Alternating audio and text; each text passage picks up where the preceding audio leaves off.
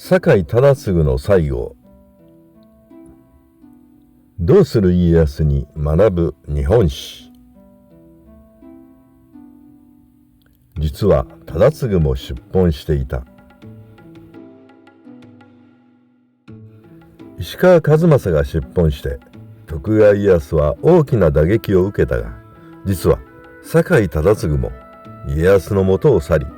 豊臣秀吉のもとに身を寄せていたのである。酒井忠次の最後を詳しく見ていこう。酒井家は松平家の代々の家老職を務めた名門であった。忠次は家康より15歳年上だが、家康が8歳で今川氏の人質となった時も守役として駿府に付き従っている。忠次の妻は家康の祖父清康と嘉陽院の間に生まれた臼井姫である。家康の生母於大の方は水野忠政と嘉陽院の間に生まれた娘なので、臼井姫と於大の方は異父姉妹である。つまり家康にとって臼井姫は叔母であり、忠次は叔父という姻戚関係にあった。ところが家康の嫡男信康が信康の母瀬名と共に武田方に内通しているという噂が広まった。その申し開きをするために織田信長のもとを訪れた忠次は、信長の激しい剣幕に押し切られて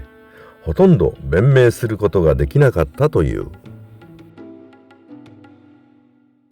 そのために信康と瀬名は1579年天正7年に自害することになる。この信康事件については武田勝頼の陰謀説や信長の娘五徳の密告説などが存在するが、真相は未だに謎である。それはともかく、我が子信康と正室の瀬名を亡くした家康は忠次が十分な申し開きをしなかったことを恨んだ。しかし徳川家の重臣で叔父でもある忠次には、この時は面と向かって家康は一言も恨みがましいことは言わなかったようである。小牧長久手の戦いの後の1585年天正13年、忠次と共に徳川家を支えてきた老臣の石川数正が家康のもとを突然に去り、秀吉のもとへ出奔する。数正の出奔は徳川家臣たちに大きな衝撃を与えたが、特に忠次は大きなショックを受けたようである。世代交代の必要性を痛感した酒井忠次は、それから3年後に62歳になったのを機に家督を嫡男の家継に譲り引退している。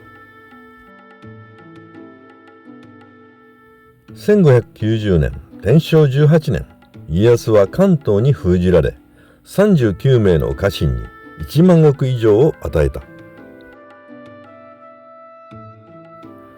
石高が150万石から250万石になった家康は、井伊直政には12万石、榊原康政には10万石を与えている。ところが家康は忠次の嫡男家継には下総臼井3万石しか与えなかったのである。隠居していた忠次だが、自分が長年にわたって積み上げてきた功績を考えれば、あまりに理不尽な家康の施しようである。忠次は家康の前にまかり出て、自分は隠居の身であるから問題はないのだが、これでは嫡男の家継があまりに不憫であると、その不満を切々と訴えた。すると家康は顔を肉々しげに歪めながら、お前でも子供は可愛いのかと冷たく言い放った。酒井忠次は家康の顔を見つめながら一言も返せなかったという。この時忠次は10年前の信康事件で信康が切腹した時の恨みを家康はみじんも忘れていなかったことを思い知らされるのである。家康はこの一言を忠次に言いたいがために忠次への恨みを抑え、これまで我慢してきたのである。この後忠次は江戸を去り、すぐに京都へ向かっている。京都の桜井には小牧・長久手の戦いの後、上洛した忠次が秀吉から与えられた屋敷があった。実は忠次は秀吉から近江に千石の領地を与えられ、秀吉の奏上によって従四位左衛門守に叙任されていたのである。つまり形こそ違うが、家康の2人の老臣石川数正と酒井忠次は家康のもとを去り、なぜか秀吉のもとに飛び込んでいたことになる。その原因が家康の執念深さなのか、それとも秀吉の人たらしのうまさによるものなのかは、もはや今となってはわからない。豊臣秀吉はいわばバブル時代に豪快に家臣たちに高賃金と高い地位を与える派手なワンマン経営者であった。それに対して徳川家康は低成長時代に手堅く不況に強いがケチンボの辣腕経営者であった。どちらの道を選ぶのかは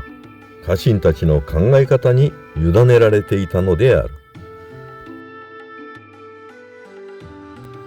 酒井忠次は目を患って不自由となり、